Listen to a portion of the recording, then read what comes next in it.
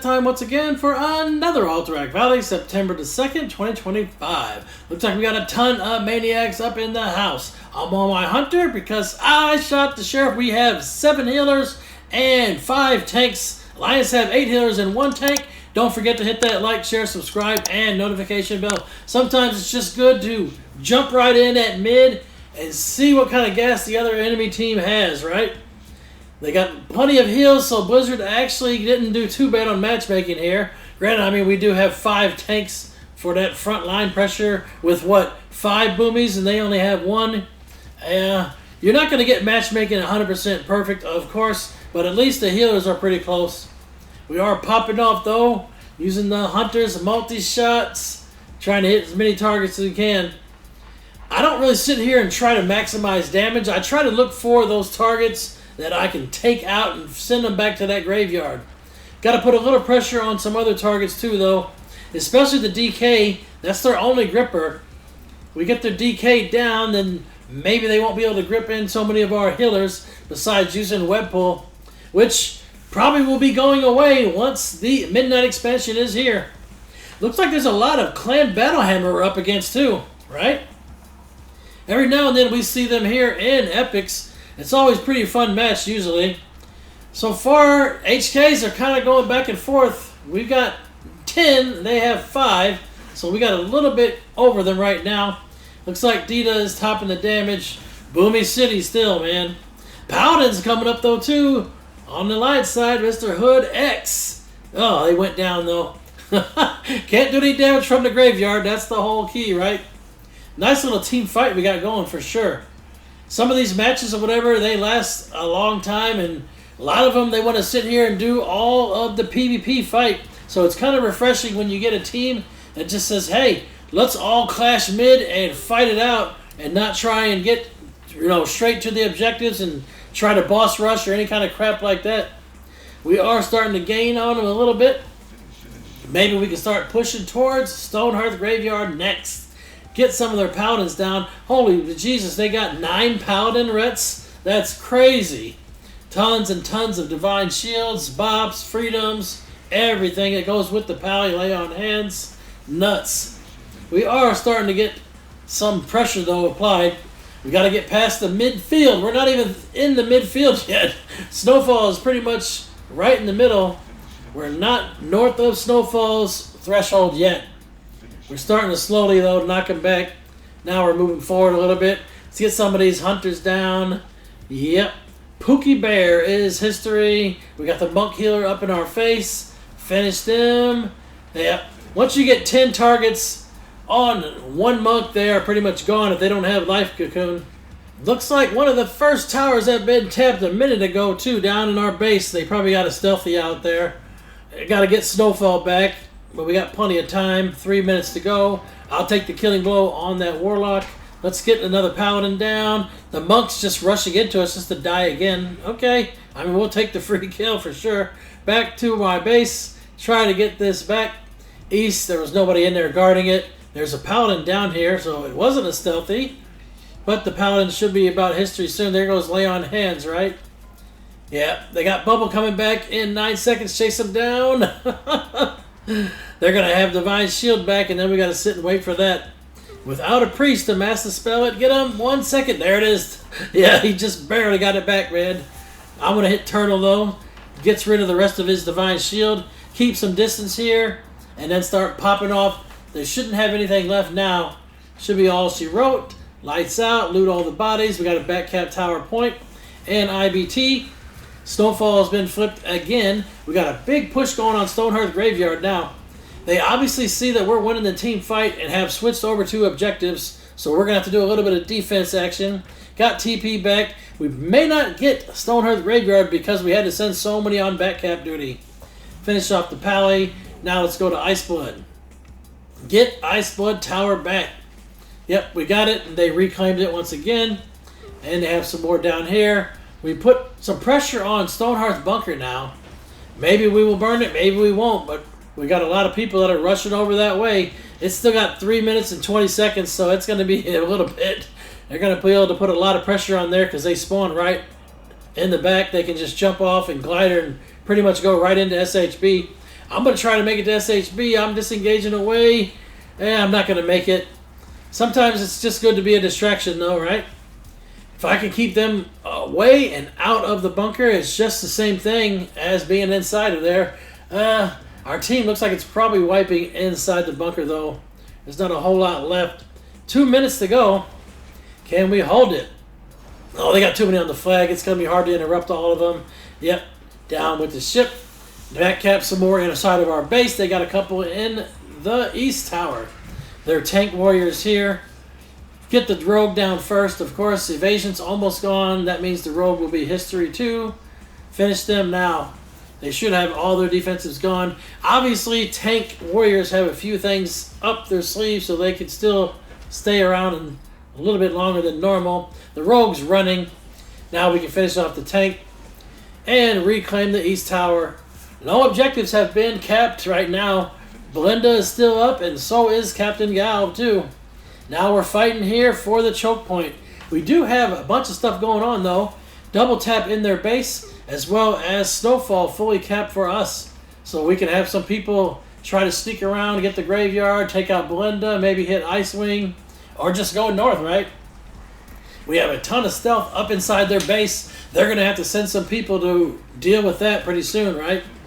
2 minutes, 40 seconds. It's still got a long way to go before we actually burn anything. But they'll have to deal with it for sure. Or they're just going to lose a couple hundred points, right?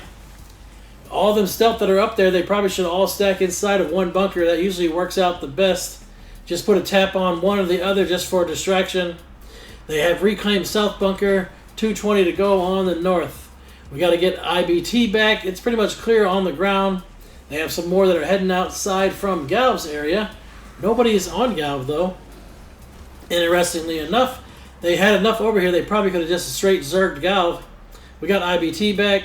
North still has more than 1:40 to go. It's probably going to get reclaimed. Yeah, they got it back. And we have their mines, so they're not gaining any reinforcements. The score is actually pretty close considering, right? Because we are gaining a lot of points from having both mines for sure. Obviously, you gain 1 point per mine every 30 seconds. Now we're going to go ahead and take on Belinda. See if we can put some score on the board, right? Sometimes that's all you got to do. Just scare them a little bit by dropping the commanders here, getting that quick 100 points. They're fighting their rear ends off, though, for Stonehearth Graveyard. We may not be able to get it, but hopefully we can take out Belinda. We got people on Galv as well. Massive team fight in the Field of Strife. That's good news. That means that they won't have a lot to send to Belinda, hopefully. There comes a Warlock, though. Make sure to focus on them Warlocks. Try to get them down so they can't Shadow Rift people out. We got a ton fighting in the Field of Strife. Looks like Galv has been reset. We're good there. Taking out the Warlock. He's almost history. Come on, there it is. I'll take that killing blow. Got the healer down too. Now finish off the Pally and then just pop off on Belinda. Finish her. Get it down. Get that 100 points. Got the Warlock back again. Warlock's almost history. Lights out there. Fumble Feet was their name. Belinda's down. That's that 100 points I was talking about. They went around us and back kept Iceblood Graveyard, though, so we got to get people over from the tower to reclaim that. Granted, I mean, if you die in the midfield, you're going to spawn at Snowfall anyway. They have a few of them in here with us at Belinda. Perhaps we could hit Stonehearth Graveyard now with the majority of their team in here. Try not to take them out too fast, right? It prevents them from getting back to defend. We might be okay. They've got our mine and put a tap on West Tower down south. They still have our Graveyard Iceblood as well. Finish off the Monk. Monk should be history here. He's going to try and run. Nope, not going to get away. Nice little HKs we got in here. Putting us in a commanding lead right now. Druid's down. And we got the rest of them finished. Warlocks over here is left. Demonology. Don't see too many Demonology locks these days, right?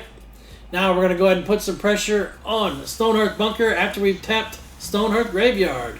It's still got a minute to go before it caps fully, but we should be in full control from here on out. Graveyard is going to cap in 15. We will spawn here. Every single graveyard you get that pushes you closer to their base just is going to put more and more pressure on their team, and you should be fine. Finish off the Hunter here. Hunter is going to go down. We got the pally that's rushing into us. Just don't let him get south down. That's the name of the game. We have Stonehearth Graveyard, 2.5 minutes roughly for the bunker to burn SHB. Double tapping our base.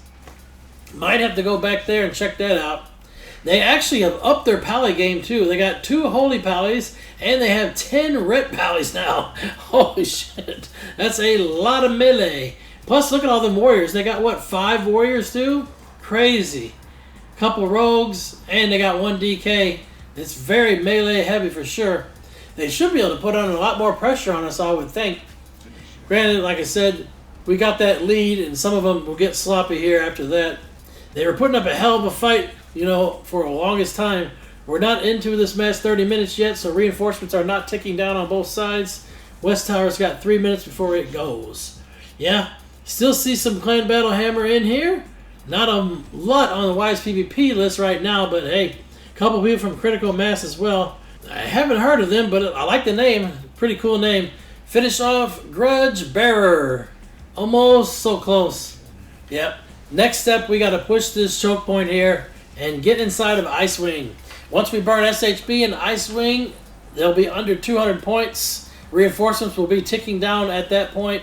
And we got to see if we can do that March to Stormpike Graveyard. That's the big problem, right? Especially when you got a team that is playing and coordinated like that. It's very refreshing whenever you get this Alterac Valley map with a team that actually wants to PvP, man. That's why we are the Alterac Valley Maniacs. Definitely the best battleground. Let's see what this new battleground is all about in Midnight. What, it's been how many years since Blizzard released a new epic battleground map, right? Jeez. Let's see what happens there, though, because they said it's kind of a mix of Alterac Valley and IOC. I guess we'll figure it out whenever it pops off. You can't really do much queues into like Battlegrounds on the beta right now just because there's not enough players that are actually playing that are queuing into it anyway, so it's kind of rough to test stuff out. The easiest way to test stuff right now would be to do a war game, but to do a war game, you need 20 people, 10 players on each side to even get it to pop, right? And by doing that, you're just feeding Blizzard's ego by making everybody get the Epic Editions just so they can have beta access. You ever wonder why PvP is so buggy? It's because they never get any testing done in the alphas or betas, you know? That's just the way it goes, I guess. They need a way to at least simulate the environment, maybe. Like some of these maps here, they could probably do their little bots, right, from they have for Comp Stomp and the new training grounds. If you put bots in here, at least we could test some stuff out on the map, right? We may not be able to say, you know, how everything is going to go in a full PvP environment, but hey, we could at least test out the terrains. We could figure out if the NPCs are strong enough. Hell, we could even test and make sure add-ons are reporting right for like tower caps and stuff like that too, because that's all going to change inside the Midnight Expansion. They are going forward with their add-on apocalypse. It is kind of weird though, right? Because some of the stuff you can see, like for example in ILC, you can use your mouse over the enemy gates and it shows a percentage there, but as far as I can tell, there's no API to just get that percentage. And even if there was, it probably will mark the damn value as secret now, so add-ons couldn't report it anyway. Plus, they got rid of the hidden add-on channel, so you can't even report out to your team from an add-on that says, oh, we're screwed. Well, Red Rum, man, was tearing up the game. 60-0. Shit, that's a lot of killing blows. Cogs and Dina for the top damage. Helixer and Creature for the top hills. May all of your random battlegrounds be epic. 1,000 battles, 1,000 victories. Until next time, GG for the Horde.